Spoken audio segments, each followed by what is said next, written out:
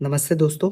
आज की इस क्लास में हम यूपीएससी प्रीलिम्स 2023 के पेपर को एलिमिनेशन मेथड के आधार पर सॉल्व करने की कोशिश करेंगे।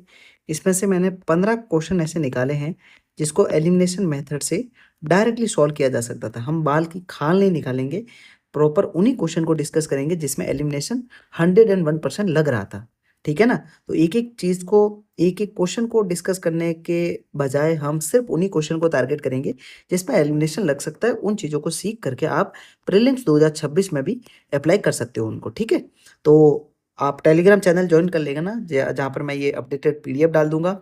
और हाँ, बहुत लोगों की डिमांड आ रही है कि जो पीवाईक्यू एनालिसिस वाली सीरीज और जो करंट अफेयर वाली सीरीज स्टार्ट करी थी आपने, उसको पूरा करवा दीजिए। तो पीवाईक्यू में सिर्फ 2025 वाला पेपर बाकी है जिसको अपन जल्द से जल्द करवा देंगे, और जो करंट अफेयर्स वाली सीरीज है ना उसको अप्रैल एंड तक खत्म कर देंगे। ठीक है ना? जिसको आपको मई के 15-20 दिन आपको रिवीजन करने का मौका मिल जाए। ठीक है ना? तो शुरू करते हैं। पहला क्वेश्चन था, देखिए, पहला क्वेश्चन क्या था कि निम्नलिखित में से कौन सा एक समुद्र स्तर के पुनरावृत्ति गिरावट एवं सर्वोत्तम उदाहरण है जिसमें वर्तमान समय में सुविस्तृत कच्छ भूमि का उत्पन्न हुई है, कच्छ भूमि उत्पन्न उत्पन्न हुई है। ठीक है ना? कच्छ भूमि बनी हुई है। अब कच्छ भूमि, देखिए, सीधा सा कच्छ का रण से ना शब्दों की टर्मिनोलॉजी पे, शब्दावली पे फोकस करना है। ठीक है ना? और वो कहीं न कहीं जो सी वाटर है ना, वो पीछे हट गया, तो उसकी वजह से कच्छ का रण बना है, आपको भी पता है। ठीक है? सॉल्टी एरिया पूरा। तो कच्छ भूमि, कच्छ का रण। ठीक है ना? कुछ ऐसा मतलब मिल रहा है ना, तो बस वही शब्दावली को पकड़ना है और उसको जाकर के सीधा क्वेश्चन को टिक करना है। दूसरा क्या है, छठा क्वेश्चन था कि तटीय क्षेत्रों में प्रचुर मात्रा में उपलब्ध इल्मेनाइट और रूटाइल निम्नलिखित में से किससे समृद्ध है? अब देखिए, एल्यूमिनियम, तांबा, लोहा, ये तो नॉर्मल ऑप्शंस है। अब इसमें से टाइटेनियम कहाँ से घुसा दी? आप चांदी घुसा देते, सोना घुसा देते। ठीक है ना? अब जब ऑप्शन को सही करवाना है तभी तो टाइटेनियम दिया होगा। ये तो टाइटेनियम इन तीनों से तो एकदम अलग है। ठीक है? एल्यूमिनियम, तांबा, लोहा, जस्ता कुछ भी डाल देते, टीन डाल देते, लेकिन टाइटेनियम क्योंकि सही करवाना था, ये इल्मेनाइट और रूटाइल ये टाइटेनियम से ही समृद्ध है, तो उसके लिए आपको मतलब ये ऑप्शन दिया है। ठीक है ना? तो इसका सीधा सा मतलब है कि टाइटेनियम देने के पीछे का कारण क्या है? क्योंकि उसको सही करवाना है। ठीक है? सातवां क्वेश्चन क्या था कि संसार का लगभग 3/4 कोबाल्ट जो विद्युत मोटर वाहनों की बैटरी के निर्माण के लिए उपयोग होता है, किस देश द्वारा उत्पादित होता है? देखिए, अर्जेंटीना, बोत्सवाना और कजाकिस्तान। अब कांगो डायरेक्ट दे सकते थे, कांगो। ठीक है? या फिर डीआरसी दे सकते थे। लेकिन उन्होंने कोष्ठक में पूरा डेमोक्रेटिक रिपब्लिक ऑफ कांगो पूरा शामिल करा है। इसका मतलब क्या है? क्योंकि कांगो ही सही आंसर है। जब सही आंसर करवाना है तभी तो मतलब कोष्ठक में उसका दूसरा नाम भी इंग्लिश में भी दे रखा है पूरा। क्यों? क्योंकि किसी भी तरीके से वो आंसर गलत नहीं होना चाहिए। इसलिए उसको ऑप्शन को मतलब इतना अ, पूरा एक्सपेंड कर दिया कि भाई उसको सही साबित करना है। ठीक है ना? कैसे भी करके कोई सवाल ना उठा सके इसमें। इसलिए सात्विक का हो जाएगा सी। ठीक है ना? तो इन 3 क्वेश्चन में समझ लिया कि किस तरीके की आपको माइंडसेट बना के रखना है। 10 से 15 क्वेश्चन करेंगे। अब देखिए, 15 क्वेश्चन आपने कर दिए मान लो एलिमिनेशन से, उसमें से 12 सही हो गए, 3 गलत हो गए, तो भी 11 प्लस 11 क्वेश्चन आपके नेट सही निकलने वाले हैं, जिसको आप छोड़ सकते थे। ठीक है ना? छोड़ने वाले क्वेश्चन में 22 नंबर आप प्लस लेके आ सकते हो 11 क्वेश्चन से। ठीक है ना? आगे देखते हैं नेक्स्ट सवाल। अब देखिए, 11वां सवाल क्या था? 11वें सवाल का कथन और कारण वाला जो सवाल था, उसमें कथन 2 पढ़िए कि विद्युत उत्पादन के लिए कम से कम 60% तक का जो यूरेनियम है उसको एनरिच करना आवश्यक है। अब देखिए, 2 से 3% पे बिजली बन जाती है, मतलब ऊर्जा बन जाती है। 60% से ज़्यादा करने पर तो सीधा एटम बम बनता है। ठीक है ना? तो 60% से ज़्यादा एनरिच करना वो विद्युत उत्पादन के लिए आवश्यक नहीं है, वो एक आपको बम बनाना है तब हो जाता है। तो ये निकाल दो गलत, तो दूसरा गलत है, पहला सही हो गया। ठीक है ना? सी हो जाएगा आंसर सही। अब कथन कारण वाले में सिंपल है, एक गलत निकाल दिया तो आपका आंसर निकल जाता है। ठीक है ना? ओके। हाँ, 12वां सवाल था कि शिशुदानी स्तनी यानी मार्सुपियल्स प्राकृतिक रूप से भारत में नहीं होते। ठीक है, आपको पता है या नहीं है, आप छोड़ो इसको।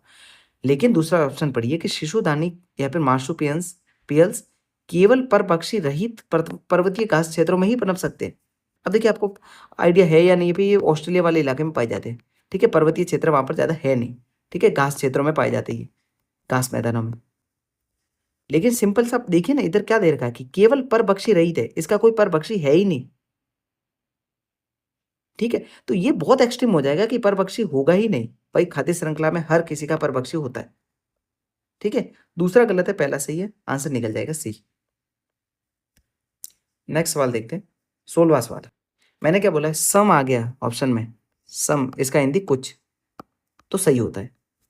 ठीक है, ओनली आ गया, केवल आ गया, गलत, सभी आ गया, गलत। ठीक है ना, तो इस तरीके से आपको माइंडसेट बनाना पड़ेगा। अब देखिए, कुछ मशरूम औषधि गुण वाले होते हैं, कुछ साइको एक्टिव गुण वाले होते हैं, कुछ कीटनाशक गुण वाले होते हैं, और कुछ जो बायो ल्यूमिनेसेंट वाले गुण वाले होते हैं। तो सिंपली देखिए, एक भी इसमें हो गया ना कि भाई एक भी औषधि गुण वाला मशरूम निकल गया, एक भी कीटनाशक गुण वाला निकल गया, तो ये ऑप्शन चारों ही सही हो जाएंगे, क्योंकि कुछ दिया है ना, मतलब लीस्ट लीस्ट कंडीशन में आपको सही बताना है, तो लीस्ट कंडीशन में तो सही होने के चांसेस बढ़ जाएंगे। ठीक है, तो इसमें चारों ही सही हो जाएंगे। नेक्स्ट सवाल देखते हैं। अब देखिए, सिंपली इसमें भी वो कुछ कुछ वाले ही है, सम किस, कुछ ये हो सकता है, कुछ ये हो सकता है, कुछ ये हो सकता है, तो तीनों ही सही हो जाएंगे। अब देखिए, 21वें का पहला कथन क्या था कि जो इनविट्स में जमा होता है ना, उससे जो ब्याज वगैरह या फिर आपको जो लाभ प्राप्त होता है, उसको इस पे किसी भी टाइप का टैक्स नहीं लग सकता। एक्सट्रीम हो गया, पहला गलत निकालो कि भाई भारत में टैक्स आजकल हर चीज़ पे लग रहा है।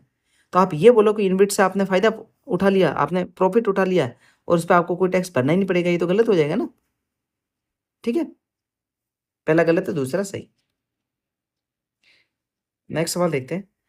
देखिए, स्टेरिलाइजेशन, बंध्यकरण, इसमें मैंने बोला था ना कि भाई कोष्टक में देने की कोशिश कर रहा है या फिर कॉमा में देने की कोशिश कर रहा है, तो वो सही हो जाता है। खुला बाजार ऑपरेशन या फिर ओपन मार्केट ऑपरेशन है ना, ये स्टेरिलाइजेशन का सिंपली यही मतलब होता है। ठीक है, इसके एक भाग के रूप में जाना जाता है। तो ये वैसे भी आपको पता होगा कंसेप्ट, लेकिन अगर देखिए इसको पूरा कॉमा में दे करके बता रहा है ना, बाकी इसमें से कोई स्टेटमेंट ऐसा नहीं है जिसको इस तरीके से उन्होंने प्रस्तुत किया है। तो इसमें थोड़ा-सा माइंडसेट लगाना कि भाई उसको थोड़ा यूनिक तरीके से लिखने के पीछे के कारण क्या है, वो सही हो सकता है। तो थोड़ा उसको फ़ोकस तरीके से आपको पढ़ना है। ओके, नेक्स्ट सवाल 31 नंबर सवाल क्या है? विधि की सम्यक प्रक्रिया। अब देखिए, विधि, विधि, विधि, ऑड वन आउट निकालना है, ऑड वन आउट। ठीक है? अब देखिए, प्राकृतिक न्याय, प्राकृतिक न्याय कहीं पे भी आ जाए ऑप्शन में, वो सही हो जाता है कि भाई न्याय का सिंपल सा मतलब क्या है कि नेचुरल जस्टिस होना चाहिए, प्राकृतिक न्याय होना चाहिए। और विधि की समय प्रक्रिया क्या होनी चाहिए, तो इसमें तीनों एक जैसे ऑप्शन दे रखे कि भाई एक सही होगा तो एक गलत हो जाएगा। ठीक है ना, तो मतलब एक सही मतलब तीनों ही सही हो जाएंगे और एक गलत मतलब तीनों ही गलत। ठीक है ना, तो नैसर्गिक न्याय का सिद्धांत इसमें सही हो जाएगा, 31वें का ए। है ना, मैंने क्या बोला था, पुराने एक्ट होंगे ना, ओल्ड एक्ट, वो हमेशा सही होते हैं। इसमें अगर ये सही है, ठीक है, दूसरा सही है, तो पहला गलत हो जाएगा। तो दूसरा सही है, पहला गलत, डी आंसर सही है। आप ऑफिशियल की मिला लेना, यही आंसर निकल के आएगा। ठीक है ना, नेक्स्ट सवाल देखते हैं। देखिए, प्राचीन भारत में जो स्तूप संरचना थी ना, उनके बारे में सवाल पूछा है कि भाई स्तूप संरचनाओं के बारे में बताना है कि वो मूलतः बौद्ध परिकल्पना थी, बौद्ध संकल्पना थी। तो मूलतः बता दिया, और बौद्ध बौद्ध तो काफ़ी टाइम है, उससे पहले वैदिक वैदिक टाइम भी था। ठीक है, तो उसमें भी हो सकता था, है ना। तो ये कहना कि भाई सिर्फ मूलतः बौद्ध संकल्पना या फिर जो स्तूप जैसी संरचना बनाने बौद्ध काल के बाद ही विकसित हुआ है, तो ये गलत हो जाएगा। ठीक है ना, पहला गलत है। आम तौर पर अवशेषों का निक्षेप कर, आप तो आमतौर एक तो ऐड हो गया, और अवशेष इसमें दफनाए जाते थे, तो सही है। ठीक है ना, और एक संकल्प अर्पित या फिर स्मारक संरचना होती थी। ठीक है ना, आपको पता है स्मारक के टाइप में ही होता था, तो केवल दो, एक गलत हो गया इसमें। अब कभी भी अगर ऑप्शन में पत्तन दे रखा है ना, पोर्ट, तो सही होता है वही। ऑप्शन में दे रखा है कॉइन, तो वो सही होता है, भले ऊपर कुछ भी दे रखा हो, कोई भी टर्मिनोलॉजी दे रखी हो। ठीक है, तो हल्का सा आपको फोकस रहना है कि पोर्ट दे रखा है तो वो सही हो जाता है, और कॉइन दे रखा है तो वो भी सही हो जाता है। ठीक है, आगे देखते हैं।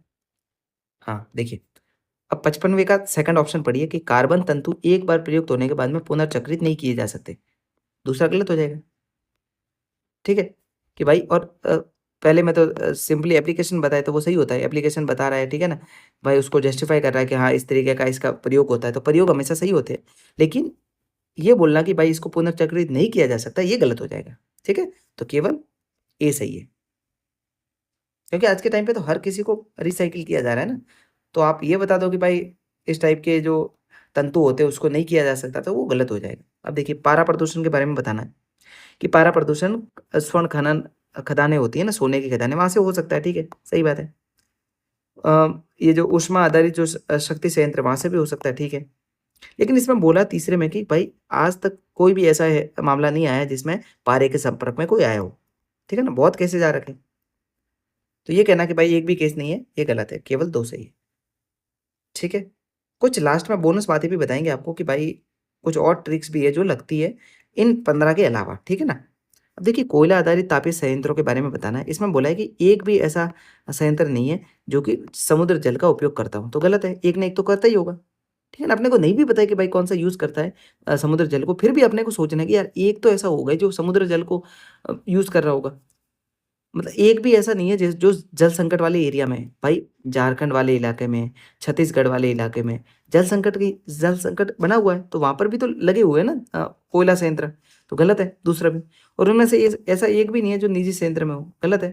अडानी जो अडानी पावर है ना उसके कंट्रोल में है, ठीक है ना? तो ऐसा कहना कि भई एक भी नहीं है निजी स्वामित्व में, ये गलत हो जाएगा, तो तीनों ही गलत है, तो एक भी सही इसमें नहीं, ठीक है?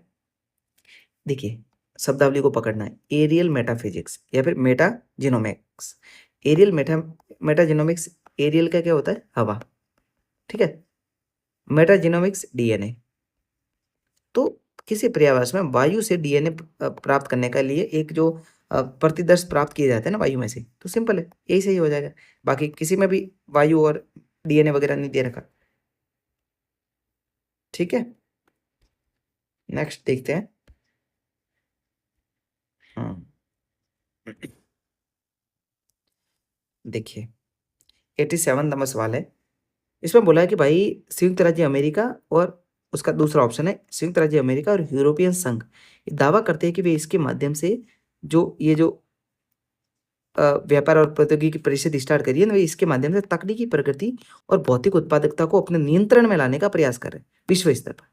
अब सिर्फ यूरोपियन यूनियन और यूएसए मिलकर के पूरे विश्व की तकनीकी प्रगति और भौतिक उत्पादकता को कंट्रोल में ला लेंगे। गलत है ना, एक्सट्रीम हो गया। चाइना को कंट्रोल में तुम ला ही नहीं पा रहे हो अभी तक। दूसरा गलत है, पहला सही है। सी हो जाएगा आंसर,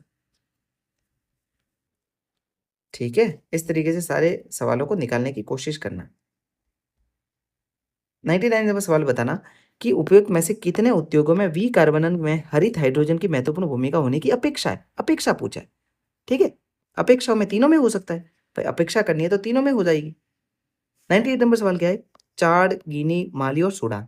देखिए मोस्ट ऑफ टाइम न्यूज में जो क्षेत्र रहते हैं ना उसमें सैन्य तख्तापलट ही हुआ होता है, ठीक है ना। मोस्ट ऑफ केसेज में सैन्य तख्तापलट, तो 98 का हो जाएगा बी,